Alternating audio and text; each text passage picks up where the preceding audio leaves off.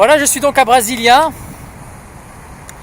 pour 2 jours. C'est bref, mais je pense que c'est suffisant. En tout cas, bon, ce qui est fait est fait, puisque là j'ai pris mon billet, mon ticket de bus pour Belo Horizonte demain soir. Donc suffisant en tout cas pour visiter cette ville qui est pas très connue. Quand j'en parle autour de moi, personne n'a visité, personne n'a l'idée de la visiter. Donc pourquoi pas. Ça faisait déjà un moment que je voulais découvrir cette ville. Donc voilà, j'y suis depuis hier matin. Et là donc je commence ma petite virée touristique. Donc c'est, en tout cas, elle me plaît, cette ville me plaît, elle est tranquille, elle est carrée, elle est propre, elle est moins bordélique que les autres villes, moins chaotique en tout cas. C'est la ville présidentielle, hein. C'est là où se trouve tout l'exécutif, on va dire. Donc le président, le parlement, les ministères, ça se ressent, puisque ici en tout cas la population a l'air visuellement en tout cas, quand je regarde les voitures, quand je vois les voitures, les logements, ça a l'air en tout cas, la population en tout cas est un peu plus aisée qu'ailleurs au Brésil.